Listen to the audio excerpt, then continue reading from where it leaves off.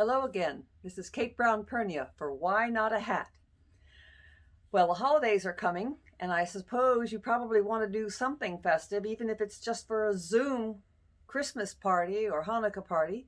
So I thought today we would work on a little poinsettia hat, or fascinator in this case. So let me talk you through how this little one evolved. Let me refocus the camera on the table and we'll get started. I actually did several versions of this little hat, and I wasn't pleased at first. One of the things that I tell people is you don't always have the best idea at first, but keep going and ideas will come to you. The first poinsettia hat I made, I had decided to try using this pretty red linen, and I used gold beads for the center, and I used felt for the leaves.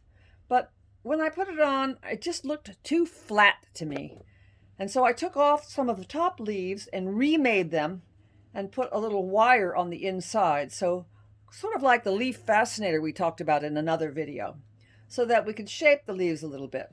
But even with those shaped leaves, it still looked too flat to me and too dull. And the leaves need some shaping as well. So my next version, I decided to go a little bit glitzier. It is, after all, the holidays. And instead of using green felt for the leaves, I used this Panay velvet, which is really luxurious. And also, I had some more of this beautiful red lace. So I thought this would make it a little sparkly and much prettier for the holidays. So I went ahead and made some more leaves. Well, actually, for this hat, both the leaves and the petals of the flower are made with the same pattern, just this little shape here. And I used the technique that we had used in the leaf video, where I used the Steam-A-Seam 2 to fuse two pieces of the beautiful red lace with a piece of Steam-A-Seam on the inside and a wire on the inside of the leaf for shaping. But I really wasn't happy with the way it looked, because as you can see, because it's lace, you can see the Steam-A-Seam through there. It's kind of a white, messy looking thing, and I just wasn't happy with the way that looked. But then I remembered I had this other great stuff. Let me go get it. It's called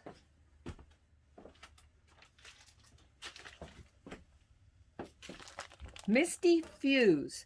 It's a much more sheer fusible web, and I will show you a piece of it here because I have a little piece cut out. You can barely see it. It's so sheer, I thought that would look fine under the lace because you won't be able to see it. So I made some more leaves with that, and I used, instead of millinery wire, which is a little too heavy, I used my 30 gauge tie wire inside with the Misty Fuse, and it worked. But I was really bugged by the fact that I could see the shiny wire through the lace.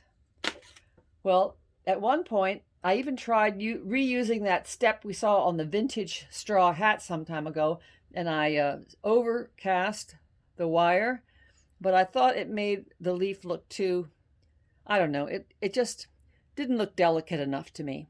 So I remade the hat, and this is what I ended up with. As you can see, I wanted to tell you about the wire I used. Instead of the tie wire, this time I remembered that I had found this stem wire at Joann's.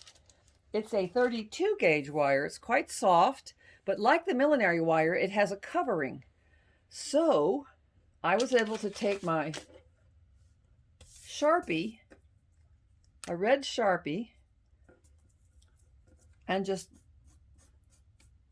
color the wire like this, so that when I fused it, it wouldn't show under the lace. You see? You don't even see it.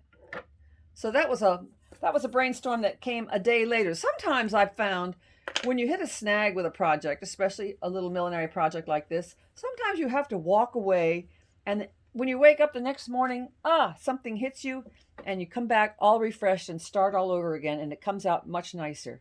Now, the other thing I changed about this hat from the linen one, the other thing I didn't like about the center of this hat was that the beads looked heavy. It just didn't have that light botanical feel to it to me.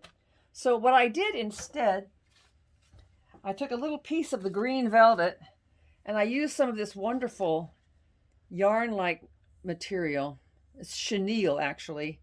I used a needle with a great big eye in it, and I made 5 French knots in the middle of the little piece of green velvet. And then after I did that separately, after I put the hat together, I just used my Fabri-Tac glue to glue that in the center. Now all this is mounted on a little disc, which I showed you how to make in the Making Buckram Forms video. It was a piece of buckram formed over a head block and then covered and wired, just the way we do any buckram hat. And I think it came out much better. Don't you like the way the leaves look now? Because you can bend them, sculpt them to the way it looks best on your head. I'm really happy with the way it came out. So, happy holidays. And after all, why not a hat?